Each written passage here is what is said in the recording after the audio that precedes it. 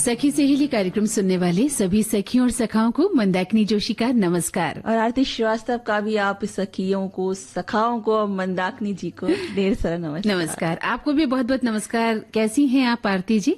मैं ठीक हूँ बिल्कुल। लेकिन एक बात बताइए, बड़ा खूबसूरत आपने ड्रेस पहना है, गुलाबी गुलाबी, और चेहरा भी आपका वैसे ही हो रहा है गुलाबी गुलाबी, यानी गुलाबी सर्दी आ गई है, ये माना जाए। ठंडक शुरू हो गई है, गुलाबी गुलाबी, इसीलिए सब गुलाबी गुलाबी हो रहा है। और इसी वजह से हम ये भी कहना चाहेंगे कि इस ठंडक में जो शुरुआत हो गई है, इसमें अपना ज्यादा ख्याल रखिए, अपने स्वास्थ्य का ख्याल रखिए और अपने एसी को आराम दीजिए, उसे बंद कर दीजिए और पंखे को भी थोड़ा कम चलाइए। हाँ, कहीं ऐसा न हो कि हम एसी चालू करके पंखे को तेज रफ्तार से चलाते हुए। महाराष्ट्र के लिए है, यहाँ के लिए है कि एसी ये सब चीजें अभी भी चल पा रही हैं। नहीं तो बाकी और बाकी जो जगह है वहाँ पे तो कोई मतलब ही नहीं है। वहाँ ठंड शुरू हो गई है और वहाँ तो खासी बिल्कुल स्वेटर निकल गए हैं। लेकिन जब बात महाराष्ट्र की भी कर रहे हैं तो वहाँ भी ऐसा न हो कि कहीं हम एसी ऑन करके और पंखों को तेज रफ्तार में चलाते हुए सामने बैठकर टेलीविजन देख रहे हो आराम से। और आज टेलीविजन दिवस भी आज देखना बनता है। यानी आज देखना बनता है, देखना बनता है कि आज दिवस ही, आज उसके बारे में, उसी को हम सेलिब्रेट कर रहे हैं, उसी के बारे में, उसी का जश्न मना रहे हैं। और अगर देखा जाए, कुछ तो कहते हैं कि भाई ये क्या सा इडियट बॉक्स है ना, ये क्या है, बस एक मशीन का, लेकिन वो मशीन का टुकड़ा भर या डिब्बा भर नहीं है, उसमें पूरी दुनिया समाई हुई है। बिल्कुल एक जादूई डिब्बा कहते हैं उसको, जादुई डिब्बा है। उसके अंदर देश दुनिया की जानकारी है, उसके अंदर आपको जो भी चाहिए, सब जो भी देखना चाहते हैं, दूसरे शहरों में घूमना चाहते हैं, देखना चाहते हैं, विदेशों में भी, विदेशों की भी आपको वहाँ पे दिखा जाए। बिल्कुल आप देख सकती हैं और बहुत ज्ञान की चीजें भी आपको मिलती है। आप नॉलेज बढ़ा सकते हैं। आप कौन सा चैनल खोलते हैं, आप धारावाहिक देख सकते हैं, आप अच्छी कहानियां देख सकते हैं, यानी बहुत सारी चीजें आप देख सकते हैं। आपको क्या देखना है ये आपको तय करना है, ये तय करना है बिल्कुल। ये ना हो कि आप अपने करियर को हटा के एक साइड में रख के, अपनी पढ़ाई, जो बच्चे अपनी पढ़ाई को एक तरफ रख के, है ना, बस उसी में चला के बस बैठे हुए हैं, तो चल रहा है तो चल ही रहा है। क्योंकि जब हम देखने लगते हैं ना तो लगता है कि और चलो इसके बाद और देख लें, इसके बाद और एक लालच हो जाती है और यह यूं कहें कि हमें एक तरह से लत हो जाती है और हम उसको छोड़ना नहीं चाहते हैं। और ऐसी एक लत है मोबाइल की भी आरती, बिल्कुल, है ना। हम मोबाइल लेकर बैठते हैं और दिन भर देखते हैं, रात भर देखते हैं, कुछ लोग दिन भर देखते हैं, क्या देखते हैं ये तो भगवान जाने। लेकिन पढ़ाई को एक तरफ कर कर अगर आप देखते हैं तो फिर ये अच्छी बात नहीं है। और बच्चों की ये बात नहीं है, हम तो सभी लोगों की बात करेंगे जो सुबह से लेकर शाम तक अगर मोबाइल पर ध्यान रखते हैं तो हो सकता है उनके करियर संबंधी बातें होती हो और उसमें बहुत सारा काम निकलता हो। लेकिन इसके अलावा आप हल्का फुल्का मनोरंजन कर सकते हैं। लेकिन 24 घंटे अगर आप मोबाइल की दुनिया में रहते हैं या टेलीविजन की दुनिया में रहते हैं या टीवी की दुनिया में रहते हैं, मीडिया की लाइन में रहते हैं, तो ये आपके लिए अच्छा नहीं होता, आपकी सेहत के लिए भी और आपके करियर के लिए भी। बिल्कुल बिल्कुल, इसलिए बहुत ध्यान रख के आप चीजों को करें। टेलीविजन को देखें जरूर, लेकिन मनोरंजन के तौर पर ही देखें। देखिए, बात करते करते गुलाबी सर्दी की बात हम कर रहे हैं, लगता है हम सर्दी का शिकार हो गए हैं। ये बताना भूल गए हैं कि आज क्या क्या लेकर आए हैं, है ना। तो आज हम लेकर आए हैं विश्व टेलीविजन दिवस पर बातचीत, और हम लेकर आए हैं विश्व जो पेनक्रियाज कैंसर है, बहुत ज्यादा फैला हुआ है जो, तो उसके बारे में हम कुछ जानकारी देंगे थोड़ी बहुत। और आज विश्व दर्शन दिवस भी है, थोड़ा सा फिलोसफी की बात करेंगे, हम दार्शनिक हो जाएंगे। थोड़ी देर के लिए दार्शनिक होना जरूरी है। और आज घूमने भी तो जाना है ना हम लोग को। भाई उत्तराखंड ले चलूंगी मैं आपको। अरे बहुत बढ़िया जगह है।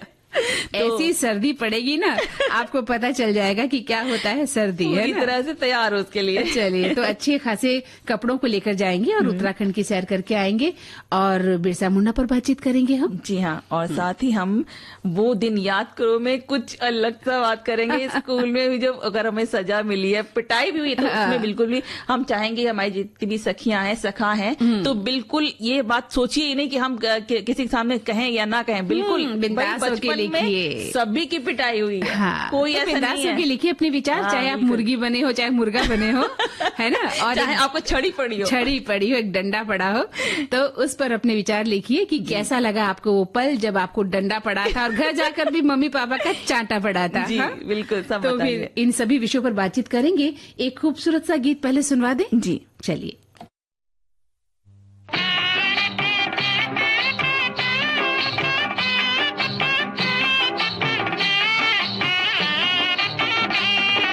दिल में बजी प्यार की शहनाइयाँ,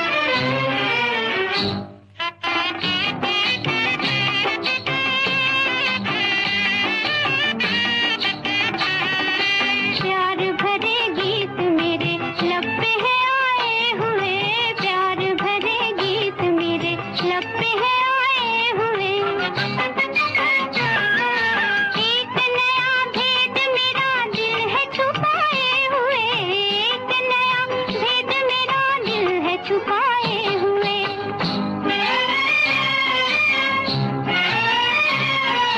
कोई न समझे गई गहराइयाँ, गहराइयाँ,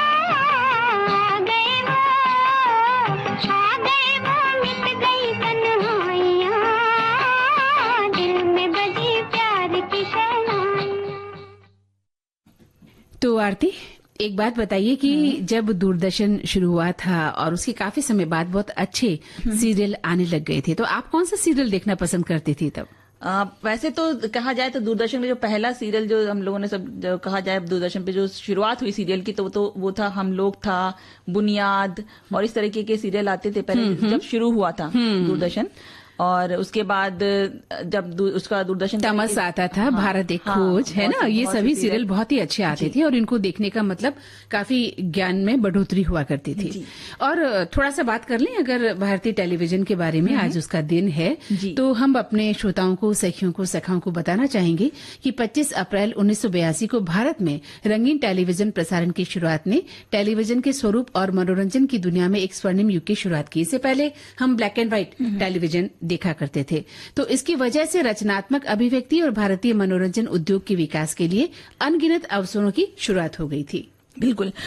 और भारतीय टेलीविजन के जो सबसे पहले चैनल यानी कि दूरदर्शन का पहला जो प्रसारण था वो हुआ था 15 सितंबर 1959 को, और प्रयोगात्मक आधार पर उसको आधे घंटे के लिए शैक्षिक और विकास कार्यक्रम के रूप में शुरू किया गया था। और उस समय दूरदर्शन का प्रसारण सप्ताह में सिर्फ 3 दिन आधा घंटे के लिए होता था, और तब इसको टेलीविजन इंडिया का नाम दिया गया था उस समय। और बाद में यानी 1975 में इसका नाम दूरदर्शन कर दिया गया था। टेलीविजन को जनता को सूचित करने, साथ ही दिशा देने और प्रभावित करने के एक प्रमुख साधन के रूप में स्वीकार कर लिया गया था, और विश्व राजनीति पर इसका अच्छा खासा प्रभाव पड़ रहा था। टेलीविजन न केवल मनोरंजन का साधन है, बल्कि यह हमें दुनिया भर की महत्वपूर्ण घटनाओं के बारे में भी सूचना प्रदान करता है। जी बिल्कुल। और इसी पे हमारे एक श्रोता जो है उनका वो बात ले लेते हैं। वो लिखते हैं कि टेलीविजन हमारे बचपन से जुड़ा हुआ है। रविवार को शाम 5 बजे दूरदर्शन पर अच्छा गुजराती फिल्म देखने को मिलता था, और घर में माँ कुछ मीठा व्यंजन बनाती थी तो वो खाने को मिल जाता था, तो बड़े खुश हो जाते थे। हमारा रविवार कोई त्योहार से कम नहीं होता था। अब टेलीविजन घर में शो पीस बनकर रह गया है, क्योंकि आज का बचपन मोबाइल में व्यस्त है। सबको टेलीविजन दिवस पर ढेर सारी बधाई दी उन्होंने। मतलब वो स्वीकार कर रहे हैं कि हम मोबाइल में लगे रहते हैं, है ना। और ये बात तो सच है आरती कि जब फिल्म आया करती थी सप्ताह में एक बार, तो लगता था जैसे क्या जो आने वाला है। हम पढ़ाई लिखाई, मम्मी पापा कहते थे अपनी पढ़ाई पूरी कर लें, होमवर्क पूरा कर लें, और खाना भी बन जाया करता था। सब बैठ जाया करते थे जैसे बहुत बड़ी एक फिल्म देखने के लिए हम तैयार हो जाया करते थे। तो ऐसा दिन, ऐसी शामें गुजरा करती थी। तो टेलीविजन दिवस के बारे में एक श्रोता लिख रहे हैं कि शुरुआत संयुक्त राष्ट्र संघ द्वारा 1996 नवंबर में की गई थी। इसके बाद से हर साल 21 नवंबर को विश्व टेलीविजन दिवस मनाया जाता है। इसका उद्देश्य है टेलीविजन के बारे में महत्व के प्रति लोगों को बताना। मुझे तो लगता है कि आज की टेलीविजन आज भी हमारे जीवन में महत्वपूर्ण स्थान रखता है। मुझे ये भी लगता है कि लोगों ने टेलीविजन देखना जरूर कम कर दिया है, लेकिन हमारे जीवन में इसका महत्वपूर्ण स्थान रहेगा, और ये मनोरंजन का साधन है। समाचार हम देखते हैं, इसलिए एक संचार का प्रमुख साधन भी है। बिल्कुल। और विश्व टेलीविजन दिवस संचार, शिक्षा और सांस्कृतिक आदान प्रदान में टेलीविजन की भूमिका को मान्यता देने के लिए मनाया जाता है। विश्व टेलीविजन दिवस इस बात पर भी प्रकाश डालता है कि टेलीविजन को कैसे वैश्विक मुद्दों के बारे में आप वहां से जानकारी ले सकते हैं टेलीविजन। बिल्कुल। एक श्रोता लिखते हैं, जैसा कि हमने जिक्र किया था कि हम लोग और सीरियल हम देखते थे, उन्होंने भी जिक्र किया है कि हम लोग ये जो है जिंदगी, रजनी, हम 5, रामायण, महाभारत, न जाने ऐसे कितने महत्वपूर्ण सीरियल थे जो हमें अभी भी याद है। बाजार और सड़कें खाली हो जाया करती थी। जी बिल्कुल।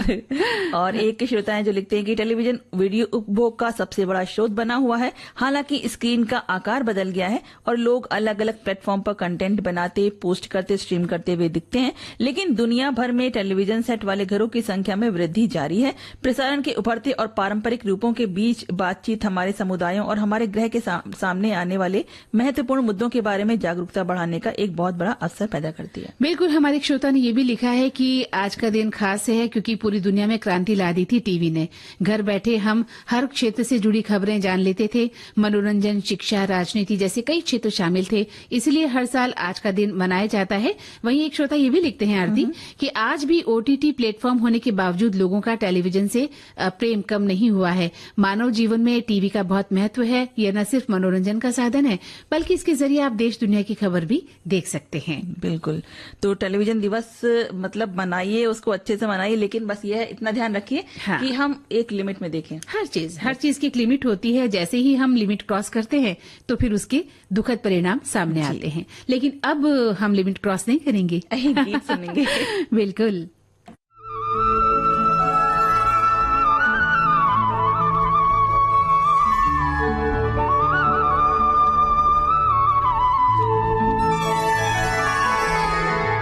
जिन खोजा तिन पाइया, गहरे पानी पैठ, जो बारा डूबन डरा रहा किनारे बैठ। ओ श्यामा जिन खोजा तिन पाइया, जिन खोजा तिन पाइया, जिन खोजा तिन पाइया, गहरे पानी पैठ, जो बौरा डूबन डरा रहा किनारे बैठ। ओ श्यामा जिन खोजा तिन पाइया, जिन खोजा तिन पाइया।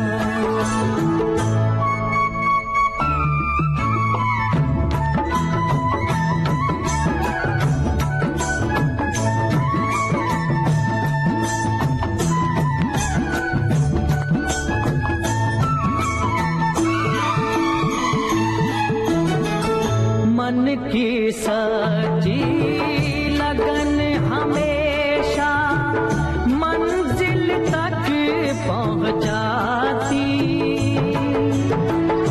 बहते बहते जैसे नदियाँ सागर से मिल जाती। ओ श्यामा जिन खोजा तिन पाइया,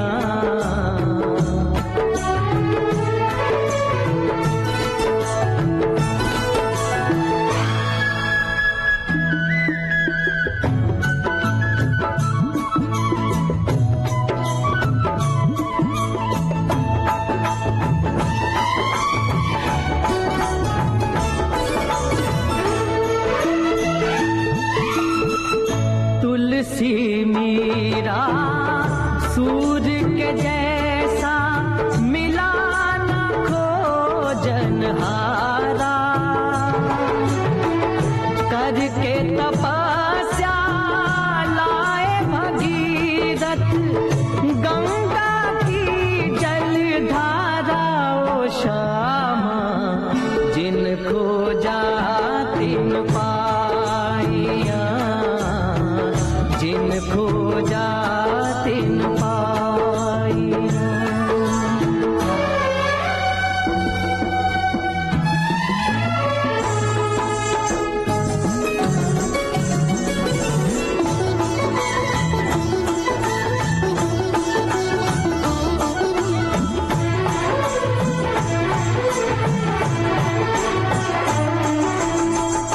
बैजू ने गुरु खोजा, स्वामी हरिदास को पाया,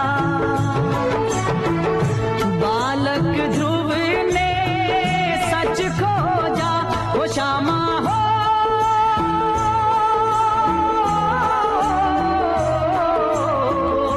बालक ध्रुव ने सच खोजा, ध्रुव तारा मन मुस्काया।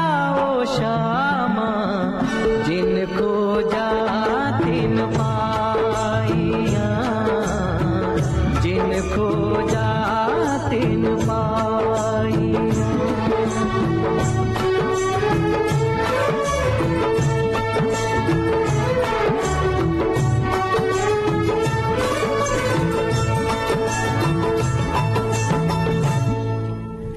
आरती, जिन खोजा तिन पाया, ये गीत सुनकर तो मन कुछ सूफियाना सा हो गया है। थोड़ा दार्शनिक हो गया है। हाँ, है ना। अचानक मन गंभीर हो गया है और कुछ सोचने लग गया है। जी, तो उन सोच विचार के साथ में हम बात करते हैं आज के विश्व दर्शन दिवस की। अच्छा, तो आज विश्व दर्शन दिवस है, शायद इसीलिए आपने इस गीत का चयन किया था। हाँ। बहुत खूब। देखिए, जब बात दर्शन की आती है तो सबसे पहले मुझे याद आता है कि भारतीय इतिहास की अगर हम बात करें तो सबसे श्रेष्ठतम जो दार्शनिक हैं वो शंकराचार्य को कहा गया है। जी, है ना। और उन्होंने अद्वैतवाद को प्रचलित किया, साथ ही उपनिषदों, श्रीमद् भगवत गीता और ब्रह्मसूत्र पर ऐसे भाष्य लिखे आरती जो बहुत ही दुर्लभ हैं। और बात करते हैं जब हम दर्शनों की, तो भारतीय दर्शन की, तो न्याय, वैशेषिक, सांख्य, योग, मीमांसा और वेदांत, इन दर्शनों पर हम जिक्र किया करते हैं, लेकिन इस कार्यक्रम में नहीं करेंगे क्योंकि इतना वक्त हमारे पास नहीं है। जी, लेकिन कुछ बातें हम करना चाहेंगे। बिल्कुल बिल्कुल। और वैसे भी सुकरात को भी बहुत बड़ा दार्शनिक माना जाता है, और जिनका कहना था कि मैं सिर्फ एक ही चीज जानता हूँ, वो ये है कि मैं कुछ भी नहीं जानता हूँ। हाँ, सबसे बड़ी बात। जब आप अपने आप को ऐसा कर देते ना कि हम बिल्कुल भी जीरो पे, कुछ नहीं हम जानते, तब आप सीखने के लिए खाली कर लेते हैं अपने आप, तब आप सीखते हैं नई चीजों को। वहाँ अपमान और अभिमान से ऊपर होते हैं। जब आप पहले से भरे हुए होंगे तो कुछ और जा ही नहीं सकता उसके बिल्कुल। अंदर। अगर आपको ये अभिमान है कि मुझे सब कुछ आता है, मैं तो बहुत समृद्ध हूँ, तो फिर आप और समृद्धि को प्राप्त नहीं कर सकते हैं। बिल्कुल। तो चलिए आज विश्व दर्शन दिवस पर कुछ चर्चा कर ली जाए।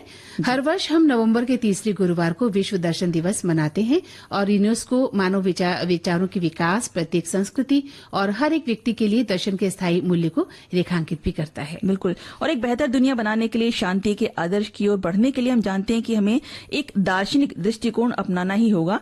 यानी हमें परेशानियों के शोर के परे अपनी दुनिया की जो खामियां हैं उसके ऊपर सवाल उठाना होगा। क्योंकि सबसे मुश्किल क्या होता है? सवाल उठाना। जवाब आसान होता है क्योंकि सामने होता है जवाब। हाँ। लेकिन वो सही सवाल और सही इंसान से पूछना सबसे बड़ी बात होती है। और दूसरी बात ये भी है आरती, अगर हम खुद से सवाल करें तो कितनी बड़ी बात हो। किसी दूसरे व्यक्ति पर उंगली उठाना बहुत आसान होता है, लेकिन जब बात खुद पर आती है, हम खुद से सवाल करें, फिर देखिए आपके पास जवाब आते हैं कि नहीं आते हैं, है ना? ये जरूरी है। तब पता चलता है आपको कि सवाल उठाना कितना मुश्किल काम होता है। तो सबसे पहले खुद से सवाल कीजिए अपने बारे में, है ना?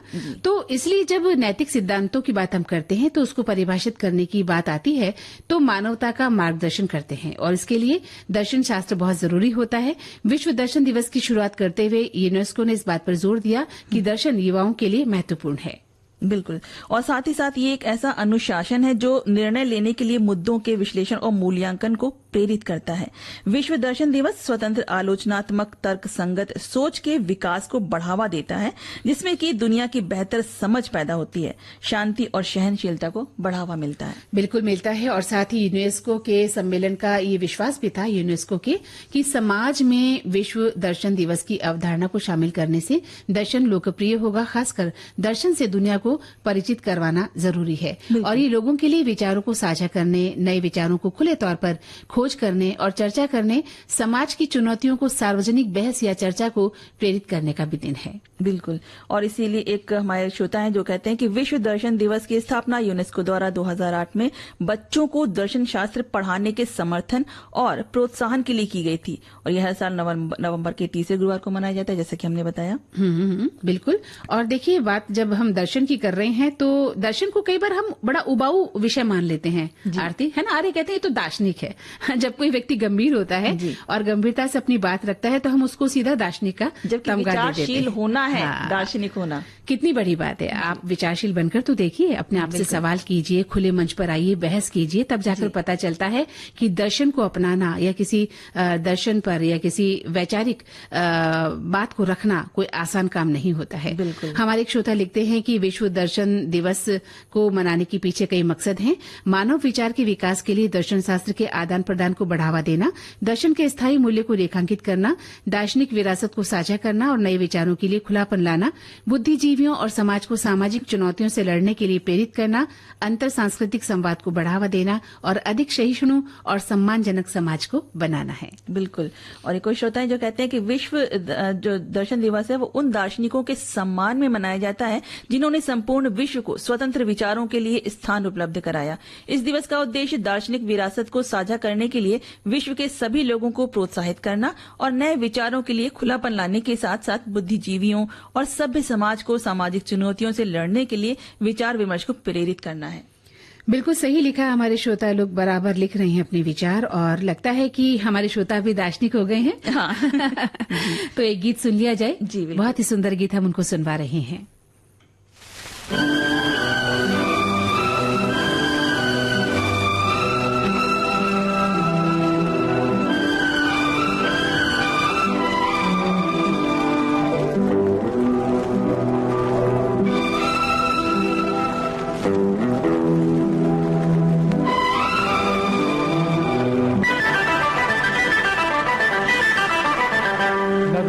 रूठो ना रूठो ना रूठो मेरी जान, इसी बहाने आज तेरी मेरी हो गई पहचान। मैं रूठूंगी तुमसे, रूठूंगी मैं रूठूंगी तुमसे, मेरा दिल छीन कर भी बनते हो जैसे कोई अनजान। न रूठो रूठो ना रूठो ना रूठो मेरी जान, इसी बहाने आज तेरी मेरी हो गई पहचान। मैं रूठूंगी तुमसे, रूठूंगी मैं रूठूंगी तुमसे, मेरा दिल छीन कर भी बनते हो जैसे कोई अनजान।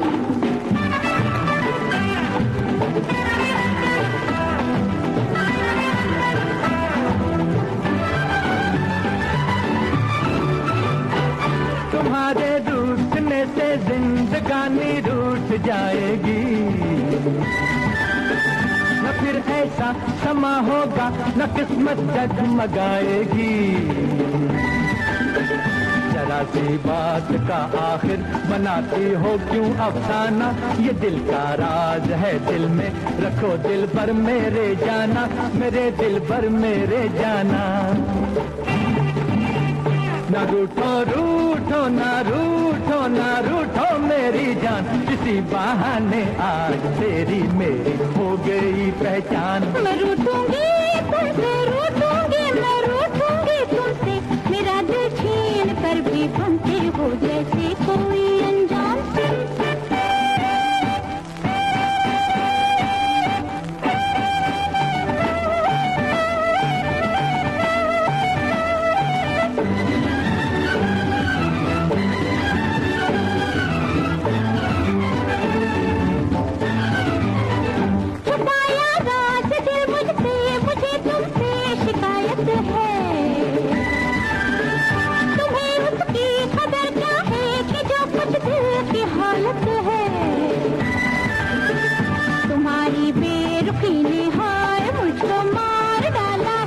बड़ी मुश्किल से मैंने ये दिले नादा संभाला है, दिले नादा संभाला है। रूठो रूठो ना रूठो ना रूठो मेरी जान, इसी बहाने आज तेरी मेरी हो गई पहचान। मैं रूठूंगी तुमसे, रूठूंगी मैं रूठूंगी तुमसे, मेरा दिल छीन कर भी बनते हो जैसे कोई अनजान।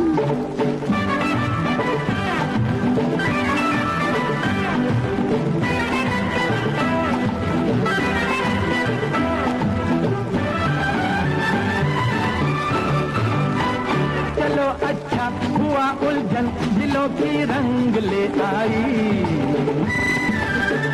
खुशी आंखों में चमकी है हंसी होठों पे लहराई।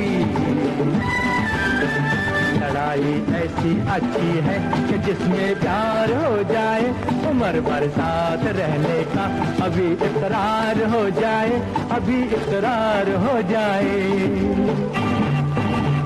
न रूठो रूठो ना रूठो ना रूठो मेरी जान, इसी बहाने आज तेरी मेरी हो गई पहचान। मैं रूठूंगी तुमसे, रूठूंगी मैं रूठूंगी तुमसे, मेरा दिल छीन कर भी बनते हो जैसे कोई अनजान। मन की बात है जन जन की, सभी की कुछ अपनी सी, संघर्षों के कुछ किस्से, कहानी कुछ सफलताओं की, अनकही विरासत की, उम्मीदें नए भारत की। महीने के आखिरी रविवार का रहता है इंतजार, मलयाचल के आंचल से विंध्याचल के आंगन तक, ब्रह्मपुत्र के घाट से हिमालय के विस्तार तक होती है मन की बात प्रधानमंत्री के साथ। तो सुनिए इस महीने 24 नवंबर सुबह 11 बजे मन की बात आकाशवाणी और दूरदर्शन के सभी चैनलों पर। आप भी माननीय प्रधानमंत्री के मन की बात का हिस्सा बन सकते हैं। इसके लिए आप अपने सुझाव 22 नवंबर तक टोल फ्री नंबर 1800-117-800 पर रिकॉर्ड कर सकते हैं या फिर 1922 पर भी कॉल कर सकते हैं। नमो ऐप या माई गॉव के ओपन फोरम में पोस्ट कर सकते हैं या post box number 111 Akashvani Delhi पर भेज सकते हैं। तो याद रखिए, रविवार 24 नवंबर सुबह 11 बजे मन की बात। आरती, अब एक छोटा सा अंतराल हम लेते हैं और फिर लौटते हैं। बिल्कुल।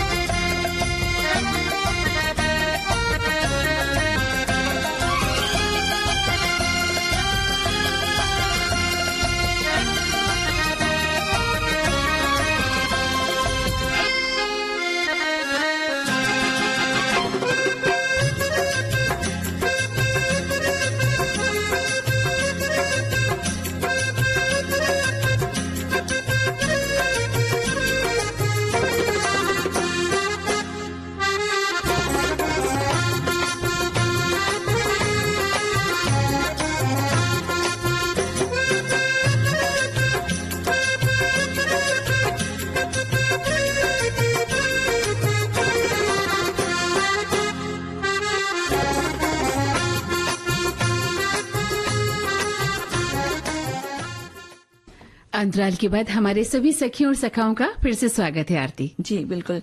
और अब हम बात करते हैं बिरसा मुंडा जी के बारे में। हाँ बिल्कुल, बिरसा मुंडा जी पर हम बात करेंगे क्योंकि अभी हम बात कर रहे थे महान दार्शनिकों के बारे में भी, हमने कुछ दार्शनिकों के नाम भी लिए थे और बिरसा मुंडा के बारे में भी हम बात करेंगे क्योंकि वो भी एक महान शख्सियत थे। बिल्कुल। और कहा जाता है कि वो भारतीय स्वतंत्रता संग्राम की पहली लड़ाई के महानायक थे। तो उन्होंने जो चीज शुरू करी उसके बाद वो चीज आगे बढ़ाई गई, स्वतंत्रता सेनानियों ने आगे बढ़ाया उस चीज को। और उनके ऊपर जो बहुत बड़ी साहित्यकार है महाश्वेता देवी, उन्होंने एक उपन्यास भी लिखा था छोटी मुंडा और उसका तीर करके, एक उपन्यास भी उन्होंने लिखा था उनके ऊपर, जो उनके बारे में बहुत ही अच्छी तरीके से सारी जानकारी देता है, सारी बातें बताता है उनके लिए। तो सोचिए कि उन्होंने कितना कुछ किया। झारखंड में अंग्रेजों के आने से पहले झारखंड जो वहां पे निवासी थे उनका ही राज था, लेकिन क्या हुआ कि फिर जब उन्होंने वहां पे अपना शासन स्थापित किया तो उन लोगों ने उसको स्वीकार नहीं किया। तो उन्होंने उसके खिलाफ जो उन्होंने जब बगावत करी तो फिर उसके लिए अग्रणी बनकर आए बिरसा मुंडा। बिल्कुल आए, क्योंकि वो जिस तरह से जनजातियों का विरोध को शोषण कर रहे थे जो ब्रिटिश शासन था, और इसका विरोध बिरसा मुंडा ने किया कि किस तरह से आप हमें तंग कर रहे हैं, हमारा शोषण कर रहे हैं, हमारे लोगों को परेशान कर रहे हैं। तो उनका जो क्रांतिकारी व्यक्तित्व था वो जाग उठा और उन्होंने क्रांतिकारी कदम उठा दिए। बिल्कुल। और उनकी जो बिरसा मुंडा जी के बारे में खास बात ये थी कि बिरसा मुंडा ने से पहले जितने भी विद्रोह हुए थे वो जमीन बचाने के लिए हुए थे, लेकिन बिरसा मुंडा ने 3 लक्ष्य, अपने लक्ष्य निर्धारित कर रखे थे। उन लक्ष्यों को बचाने के लिए, उन लक्ष्यों को प्राप्त करने के लिए उन्होंने अपना जो आंदोलन था वो किया था। तो पहला था उनका जल, फिर जंगल और फिर जमीन। तो इन संसाधनों की वो रक्षा करना चाहते थे। बिल्कुल, प्रकृति की रक्षा करना चाहते थे। उन्होंने ये भी कहा कि अपने आत्मसम्मान की रक्षा करें। बिल्कुल, है ना। वो प्रकृति के साथ में जो मानव का संबंध है उसको बचाए रखना चाह रहे थे। बिल्कुल जी। तो और दूसरा एक और चीज चाहते थे कि नारी की रक्षा हो, सुरक्षा हो, और तीसरा ये था कि वो अपने समाज की संस्कृति की मर्यादा को बनाए रखना चाहते थे।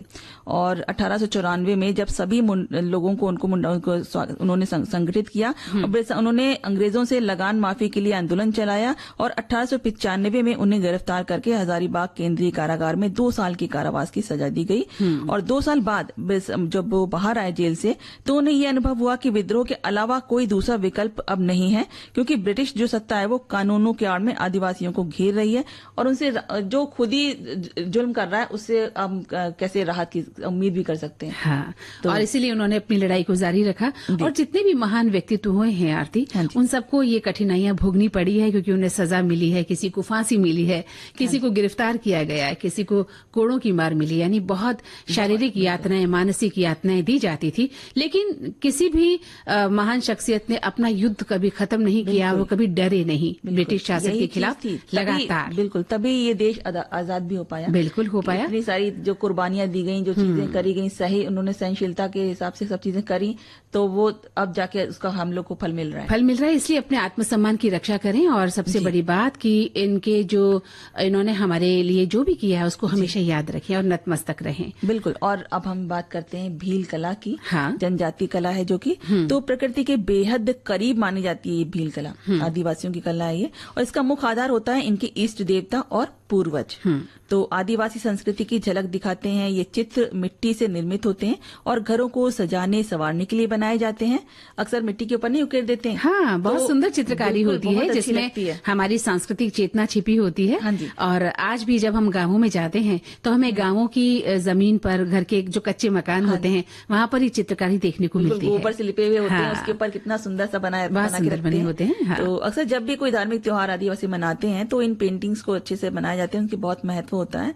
और बता दें कि भील चित्रकारी को बाकी कलाओं से जो अलग बनाता है वो इसको बनाने का तरीका। तो अगर आपने कभी कोई भील कला देखी होगी तो उसमें ध्यान से देखने पर आपको पता चलेगा कि उसमें बिंदुओं का प्रयोग किया जाता है। हाँ। मतलब बिंदी बना के उस चीज को, चित्र को आगे बढ़ाते हैं। बिल्कुल बिल्कुल। तो उसका अच्छे से प्रयोग करते हैं। और उसमें जो प्राकृतिक रंग है उनका इस्तेमाल करते हैं, और वो प्रकृति के करीब होते हैं। ये जितने भी चित्र बनाए जाते हैं वो प्रकृति से जुड़े ही होते हैं। बिल्कुल। तो जैसे कि उनके लिए फूलों की, पत्तियों की, मिट्टी, चट्टानों से ही रंग बना लिया करते थे वो लोग, और अभी भी बनाते हैं। आटा है, सब्जियां हैं, हल्दी, तेल, चूना, ये सब चीजों को रंगों में प्रयोग करके वो अपने चित्र बनाने में इसका प्रयोग करते हैं। और खास बात ये भी है कि चित्रों को रंगने के लिए नीम की टहनियों का उपयोग होता है, जिससे यानी वो कलमकारी का काम करती है। हाँ, वो से ब्रश बनाते थे। हाँ। तो इसमें जो चीजें बनाते थे वो चित्रों में जो मेन है वो है चांद है, सूरज है, तारे, ये सब बनाते हैं वो लोग। और हाथी, सांप, बकरियां, बाघ, पक्षी, मतलब जो भी प्रकृति से जुड़ी हुई चीजें हैं, जो भी उन जानवर सभी का हाँ। चित्रांकन किया जाता है, जो हमारी संस्कृति से बेहद जुड़ी हुई चीजें हैं। और आज भी भील जो कला है वो देखने लायक है। जब हम देखने जाते हैं, कई प्रदर्शनियां भी लगती हैं, और उनको जब हम देखते हैं तो पता चलता है कि कितनी सुंदर मौलिक कला है ये, जो कहीं से सीखी नहीं गई है, कोई कोर्स नहीं किया है कि आपने 1 साल का कोर्स कर लिया है ना, 2 साल का कोर्स कर लिया है। वो भीतर से स्फुटित कला है, और परंपराएं बराबर उसको आगे बढ़ाती रही हैं।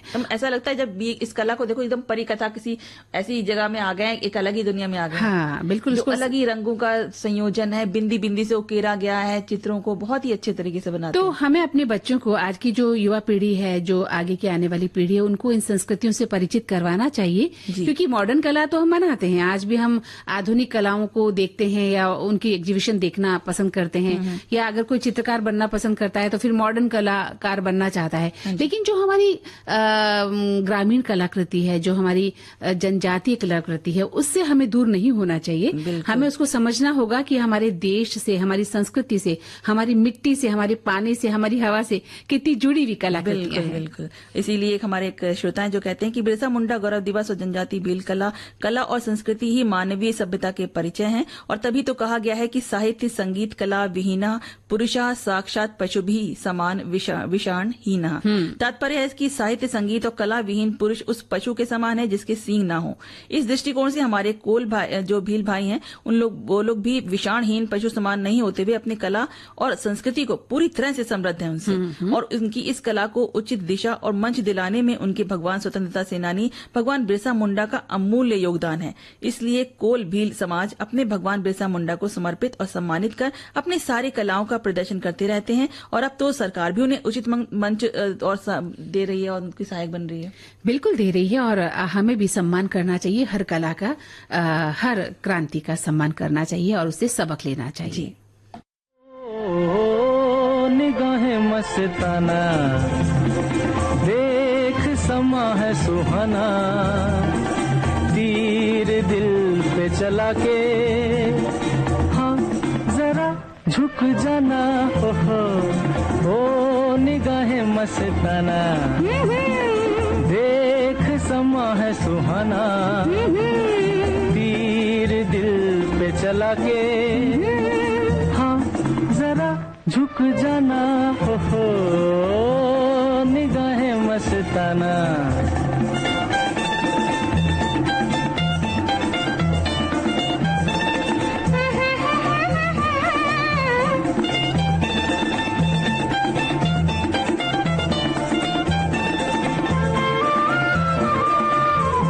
कोई देखे नशीली आंखें मलमल के, दिल कैसे बने न दीवाना। क्षमा करे है इशारे जब जल जल के, कहो क्या करे परवाना। ओहो ओ निगाहें मस्ताना, देख समा है सुहाना। तीर दिल पे चला के, जरा झुक जाना हो निगाहें मस्ताना।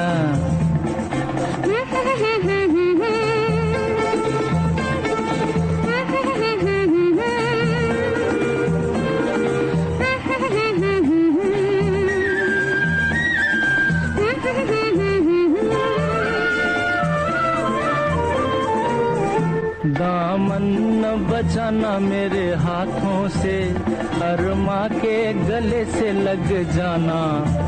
जले चाँद सितारे जिन बातों से, सुन जा वही अफसाना। ओहो ओ निगाहें मस्ताना, देख समा है सुहाना। तीर दिल पे चला के, जरा झुक जाना ओहो निगाहें मस्ताना।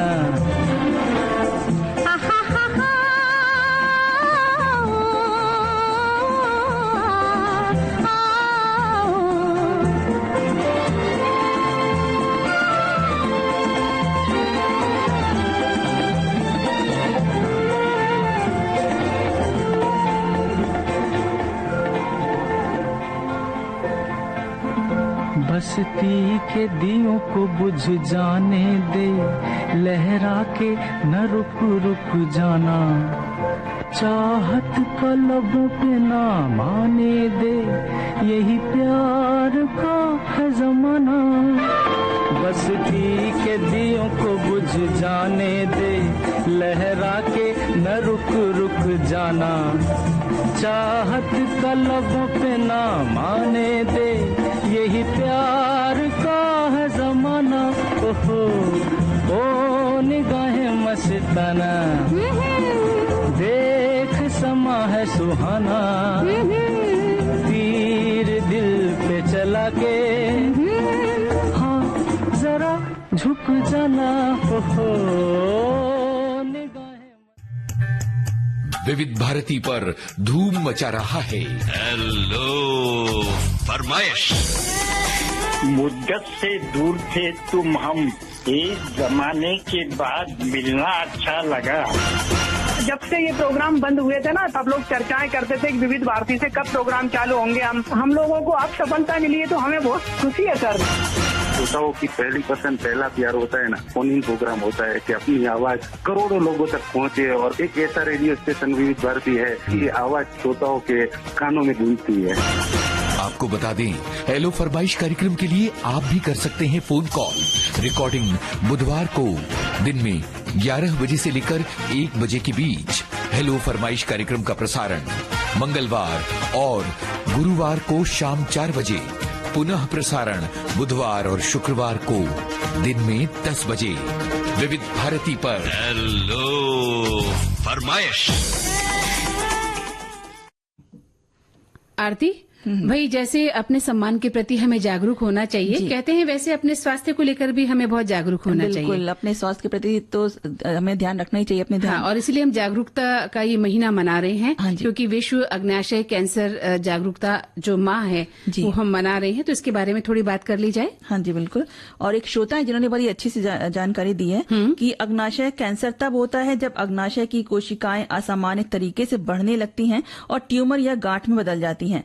अग्नाशय कैंसर के ज्यादातर मामले लगभग 95% अग्नाशय के उस हिस्से में होते हैं जो पाचन एंजाइम बनाता है।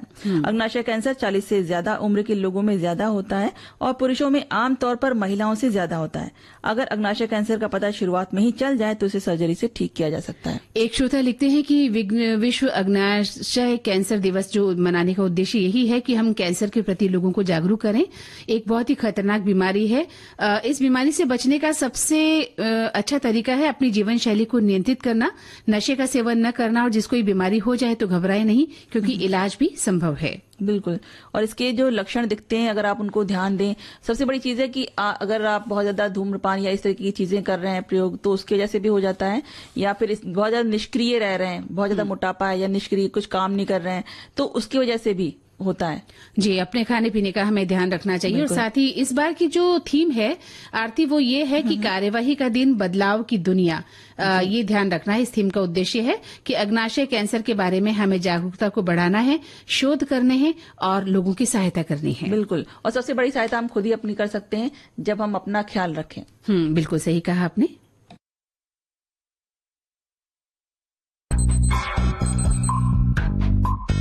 आपको याद होगी फिल्म तारे ज़मीं पर। कसके जूता कसके बेल्ट, उसके अंदर अपनी शर्ट, मंजिल को चली सवारी, कंधों पे जिम्मेदारी। इस फिल्म में बच्चे के पिता का किरदार निभाने वाले अभिनेता विपिन शर्मा। उन्होंने एडी ने भी बोला कि ये शो रोल सर आपके लिए तो नहीं है। मैंने बोला नहीं, मैंने थोड़ा रिक्वेस्ट किया ऑडिशन करने के लिए। तो मैंने एक बार ऑडिशन किया, जिस लड़की ने ऑडिशन किया था, रितु नाम है उसका। अच्छा। रितु ने बोला सर आपने स्क्रिप्ट पढ़ी है? मैंने कहा नहीं। उसने बोला आप अच्छा कर रहे हो, एक बार और कर लो, थोड़ा सा खड़ूस टाइप फादर है आप, थोड़ा सा अच्छा कर रहे हो, एक बार और कर लो आप जब कर ही रहे हो। तो मैंने कर लिया एक बार और। उसके बहुत लंबे समय बाद, लगभग 2-1 महीने के बाद मुझे अमोल का फोन आया और उसने बोला कि कहाँ है तू? मैंने कहा इधर ही हूँ। उसने बोला कि आमिर ने बाप बना दिया तुझे। तो मुझे बिल्कुल समझ में नहीं आया, एकदम समझ में नहीं आया। शायद एक इंट्यूशन था मेरा जो बहुत काम आया मेरे। और मुझे पहली फिल्म, इतनी बड़ी फिल्म एक्टिंग में इतने लंबे समय के बाद, गैप के बाद मिलना, ये भी अपने आप में बहुत बड़ी खुशकिस्मती थी। सुनिए जाने माने अभिनेता विपिन शर्मा से एक बातचीत 23 नवंबर शाम 4 बजे सिर्फ विविध भारती पर। डिजिटल अपना बॉम्बे टॉकीज। आरती, इतनी गंभीर बात हो गई है कि मेरा तो सिर चकराने सा लग गया है। मुझे कहीं घुमाने ले चलो अब। बिल्कुल बिल्कुल चलते हैं हम लोग, उत्तराखंड चलते हैं। वहाँ की थोड़ी थोड़ी ठंडक है ना, वहाँ पे आपको जो ठंडक है वो एकदम दिमाग भी ठंडा कर देती है। हाँ बिल्कुल सही कहा। ले जाने वाली तो मैं थी आपको उत्तराखंड, और आपने बदलकर मुझ पर ही कह दिया। हाँ दोनों साथ में जाएंगे ना। चलिए तो उत्तराखंड की सैर करने निकलते हैं। कहाँ ले जा रही हैं बताइए? आज हम चलेंगे चोपता। अरे वाह, जगह का नाम है चोपता? जी हाँ। तो बताइए। और ये उत्तराखंड के मिनी स्विट्जरलैंड। आपको स्विट्जरलैंड जाने की जरूरत नहीं है। विदेशों में आपको पैसा लगा के वो फ्लाइट पकड़ के वो इतनी दूर जाओ फालतू में, ये सब करने की जरूरत नहीं है। अपने ही शहर में अपने आप है। तो वहाँ पे ये मशहूर है, तो उसी जगह आप जा सकते हैं। ये लगभग 2608 मीटर की ऊंचाई पर है और गढ़वाल हिमालय की गोद में बसा एक स्वर्ग है, समझ लीजिए। और बुग्याल, यानी कि बुग्याल वो जो मखमली सी घास एकदम मुलायम मुलायम सी होती है ना, उसको बोलते हैं। तो उस घास के मैदानों से हरा भरा चोपता गर्मियों में सुहावना, मानसून की बारिश में तरोताजा और सर्दियों में बर्फ से ढका हुआ एक बहुत ही खूबसूरत, जैसे कोई चित्र किसी ने सीनरी से बना दी हो, ऐसा दिखता है। लेकिन जब वहाँ जाते हैं ना आरती, तो पता चल जाता है जितनी आसानी से इस बात को कह रही हो ना। ठंड में तो खैर कागजों पर लिखना, कागजों से पढ़ना बहुत आसान होता है, लेकिन जब हम हकीकत की दुनिया में जाते हैं आनंद तो आता है, लेकिन जब हाथ पैर ठिठुरते हैं ना तब पता चल जाता है ना। जब हम जाएंगे वो चीज को देखेंगे कैसे, वो बर्फ देखेंगे कैसे, अगर हम बर्फ के मौसम में ही नहीं जाएंगे तो कैसे देखेंगे। सही कहा आपने। एक खूबसूरत गांव है चोपता, जो अभी भी अनदेखा सा है, लोग बहुत कम जा पाए हैं वहां पर। चोपता घाटी अपने विशाल हरे भरे घास के मैदानों के लिए मशहूर है और चोपता में ताजा ठंडी हवा और पक्षियों की मीठी मीठी चहचहाट के साथ सुबह का नजारा वाकई सम्मोहित कर देने वाला होता है। बिल्कुल। और सूरज की जो पहली चमकीली जो सुनहरी जो चमक होती है ना, जब वो बर्फ से ढकी हुई हिमालय की चोटियों को अपने सोने से झिलमिला देती है, तो ये शहरी जीवन के तेज शोर और भीड़ भाड़ वाले जो हिल स्टेशन हैं अलग, वो उनकी हलचल से दूर एक एकदम शांत जगह है।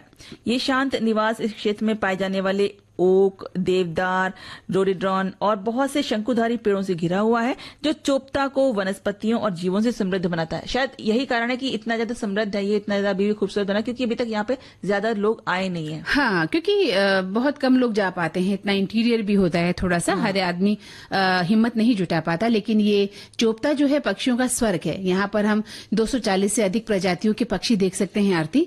और चोपता को राष्ट्रीय और अंतर्राष्ट्रीय संरक्षण और जैव विविधता संगठनों ने एक महत्वपूर्ण पक्षी दर्शन स्थल के रूप में भी घोषित किया गया है।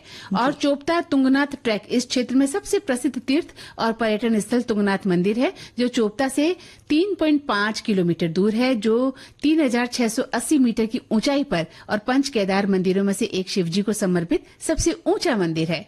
उत्तराखंड के रुद्रप्रयाग में स्थित ये मंदिर 5000 साल से भी अधिक पुराना माना जाता है। बिल्कुल। और मंदाकिनी जी, कहा जाता है कि इस मंदिर का निर्माण पांडवों ने कराया था। सर्दियों के दौरान इस मंदिर के कपाट 6 महीने के लिए बंद रहते हैं।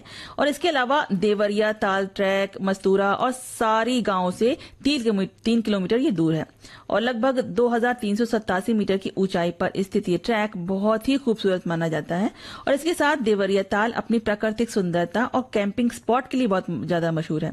इसके अलावा केंचुला कोरक कस्तूरी मृग अभ्यारण्य, जो लुप्त प्राय जो कस्तूरी मृग हैं, जो बहुत कम अब मिलते हैं, तो और कुछ और जो लुप्त प्राय जो हिमालय जीव हैं जो मिलते थे पहले, जो अब नहीं मिल रहे हैं, उनका घर है समझ लीजिए, उनके संरक्षण के लिए बनाया हुआ है वहाँ पे, जो वन्य जीव प्रेमियों के लिए बहुत ही आकर्षण का केंद्र बना रहता है। बिल्कुल, इस आकर्षण को देखना है अगर हमारी सखियों और सखाओं को, तो वहाँ पर जाना होगा। और कभी अपना जो जाने के बाद आंखों देखा हाल हमें सुनाइएगा इस कार्यक्रम में। जी, तो फिलहाल ये गीत सुन लें। हाँ, क्योंकि पहाड़ी इलाका हो और गीतों का आनंद न हो, ऐसा हो नहीं सकता। जी।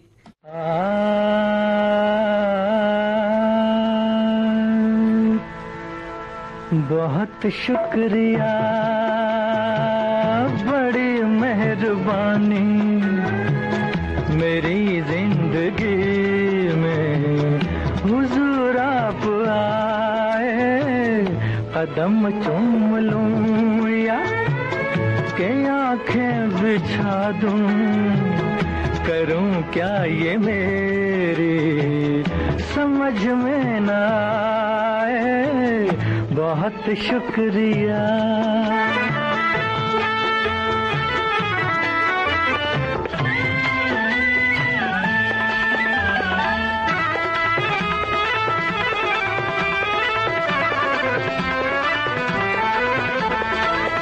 करूं पेश तुमको नजराना दिल का, नजराना दिल का, के बन जाए कोई अफसाना दिल का।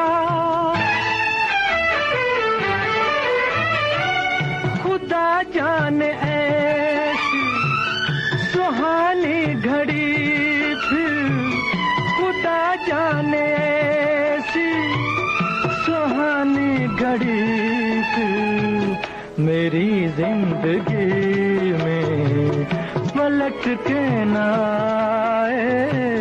बहुत शुक्रिया। तो आरती, अब हमें फिर से उसी दुनिया में लौटना होगा जहां पर हमने छड़ी खाई थी।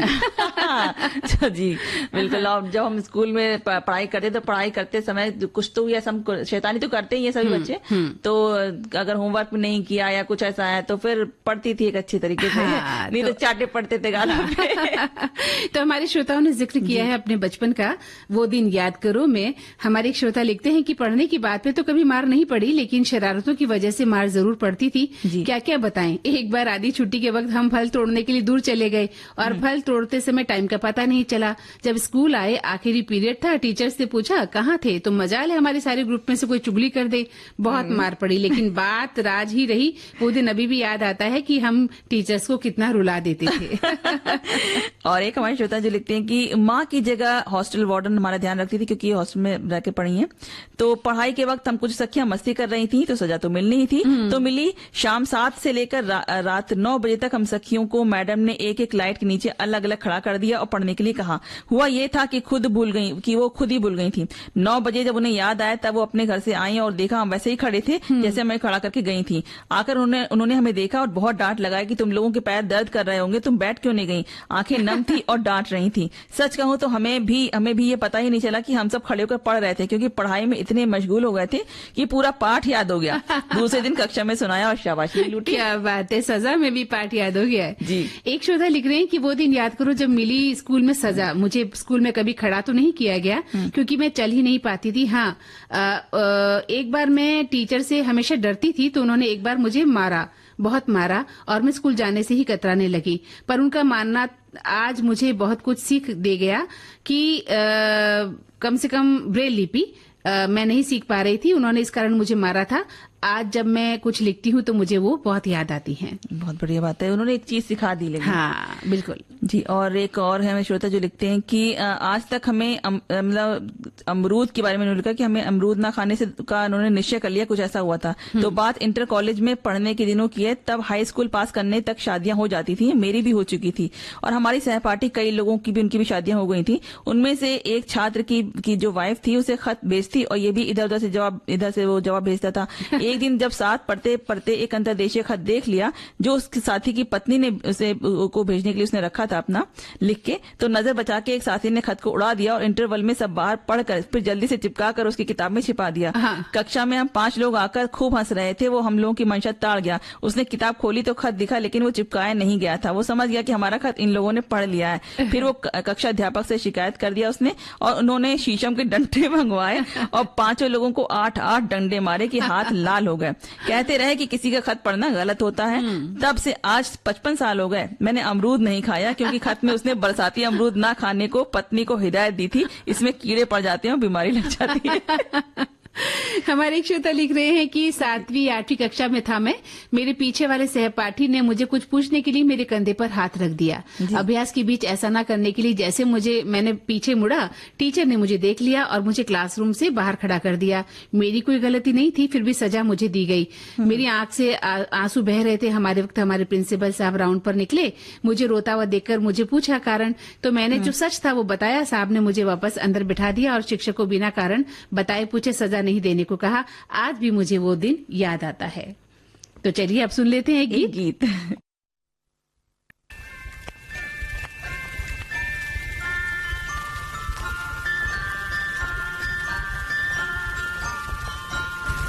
मैं जिंदगी का साथ निभाता चला गया,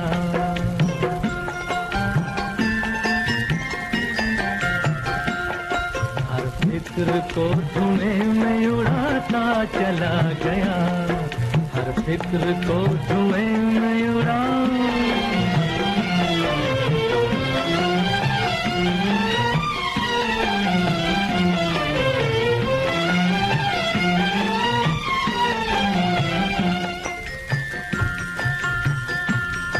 बर्बादियों का सोग मनाना फजूल था,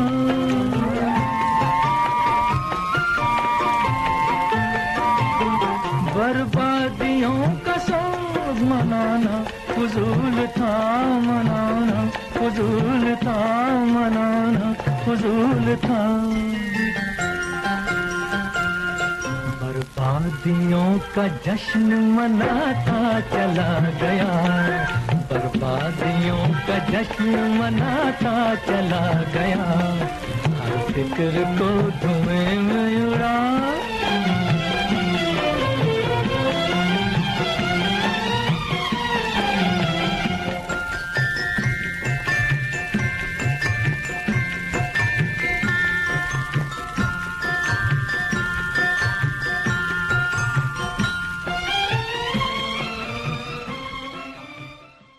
और आरती, अब तो कार्यक्रम का समय समाप्त हो चला है। मुझे मंदाकिनी जोशी और आरती श्रीवास्तव को दीजिए इजाजत। नमस्कार।